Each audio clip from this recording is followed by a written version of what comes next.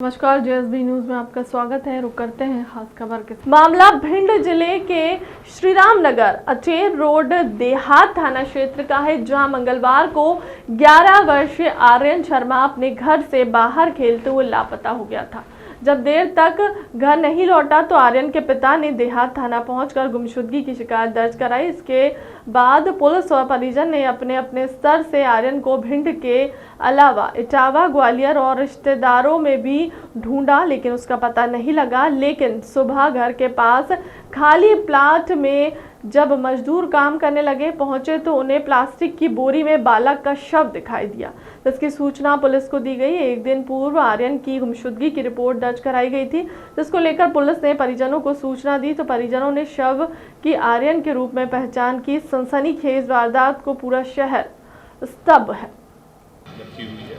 तत्काल पुलिस मौके पर पहुंची और उसकी जो कार्रवाई थी पुलिस के द्वारा उसमें की गई। उसका पंचनामा वगैरह बना के और उसके एफएसएल वगैरह डॉक्टर से दिखवाया गया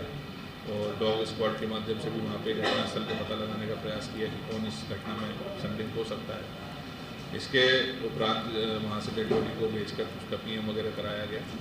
और फिर पुलिस इसमें मौके पे लगी। वहाँ मौके पे घटनास्थल को घटनाक्रम जिस प्रकार से हुआ था, जो जगह थी,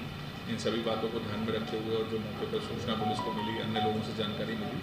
इस पर कार्य करते हुए जब पुलिस ने पता लगाया तो इसमें ये निकला कि जो स्कूल है उसका जो प्राचार्य लगता है उस व्यक्ति के द्वारा ही इस संपूर्ण घटनाक्रम को करने की पुलिस को जानकारी मिली। उसका पता लगाकर जब पुलिस ने उसको राउंड अप किया और उससे हिम्मत अमली से पूछताछ की गई तो शुरुआत में उसने पुलिस को गुमराह करने का प्रयास किया, लेकिन बाद में स्वीकार किया कि उसको जो है उसके ऊपर कर्जा था और उस कर्जे को पटाने के लिए उसने ये योजना गढ़ी थी कि इस लड़के को किडनैप करके उसके घर वालों से फिरौती मांगेगा और चूँकि वो लड़के को जानता था तो इसलिए उसका पहले से ही प्लान था कि वो लड़के को मार के उसकी डेड बॉडी को कहीं डिस्पोज कर देंगे और पैसा लेके गायब हो जाएंगे। तो उन्होंने उस लड़के को जब सुबह वो खेल रहा था उसको बहलाकर स्कूल में बुलाया, वहाँ पे उसका वीडियो बनाने का प्रयास किया, एक वीडियो बनाया भी और उसी दौरान उसकी फिर गला घोंटकर उसकी हत्या कर दी गई और उसके बाद उसके जो अन्य साथी थे उनके साथ मिलकर उसने उस डेड बॉडी को डिस्पोज करने का प्रयास किया और जो अन्य साक्ष्य थे उसको छुपाने का भी प्रयास किया, लेकिन समय रहते पुलिस को इसकी जानकारी मिल गई और पुलिस ने इस मुख्य आरोपी और इसके साथ साथ इसके अन्य जो 5 सहयोगी हैं जिन्होंने इस घटनाक्रम में उसका साथ दिया था उन सभी को पुलिस के द्वारा राउंड अप कर लिया गया। देखिए, मुख्य जो प्लानिंग और जो उसको बच्चे को मारने वाला कार्य था उसको किडनैप करके वो इस व्यक्ति के द्वारा किया गया, लेकिन उसके उपरांत उसकी बॉडी को डिस्पोज करने की प्लानिंग, उसके साथ साथ जो